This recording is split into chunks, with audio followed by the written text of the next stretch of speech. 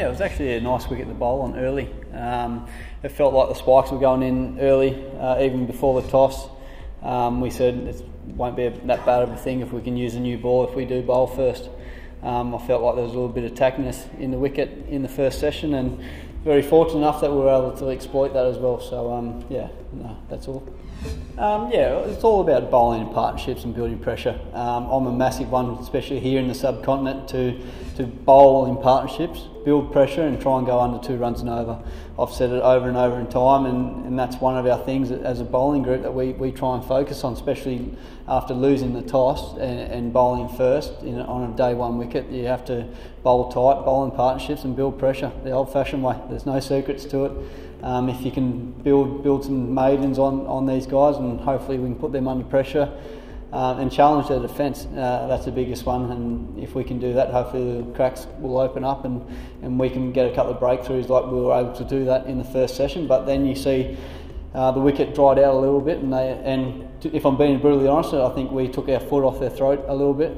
And they fought back, and you have to give them credit. I thought Sarfraz and Farquhar on debut played a brilliant little partnership there in the middle sessions, and put the pressure back on us as Australians. So I think you've got to give credit to where credit's due. So I thought they batted pretty well in the middle session. If you look at that middle session, or even 10 minutes before lunch when they were 5 for 50, I think. This is off my personal view. I think we just may have sat back and thought it will just happen.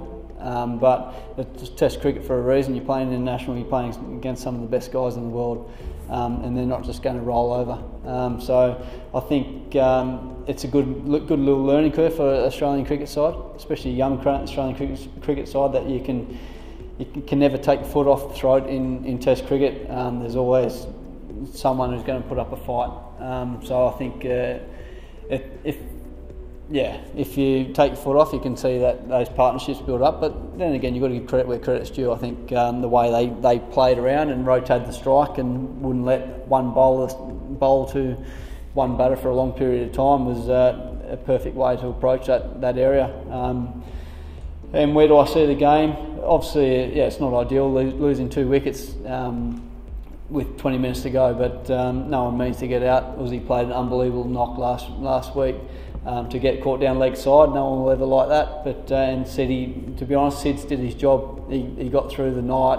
Got through the last ball and got out, unfortunately. But then again, you've got to give credit to where credit's due. Abbas bowled very well. He's a world-class bowler, and he's only new to Test cricket really. So you've got to respect these guys, and hats off to them. They outplayed us in that last 20 minutes, but now it's about us going out the next morning and winning the first ball, the first hour, the first session, and just doing the basics better than what we have in the past. Definitely. You see that with a lot of leg spinners. They've got different ways of taking wickets, but I thought the way Minces has come on and has done his job for the Australian cricket side over the last 2 games with the ball. So I think he's an exciting young player. I've got big hopes for him and big raps on him. He's a lovely guy. I'm a big fan of him.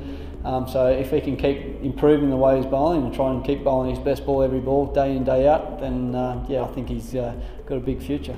I'm never been one for personal success and personal goals. Or at least talking about them. But it's a massive honour to pass the likes of Brett Lee and Mitchell Johnson today. I know Mitch. I've played a lot of cricket with Mitch. I know he's been like a big brother to me.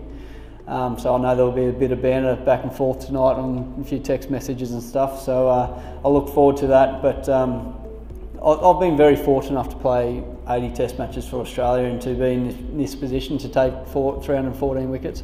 Personally, it's a great achievement, and it's something that I'll look back when I retire from the game and sit back with family and friends and have a beer and talk about it. I know my mum and dad they'll be pretty proud. But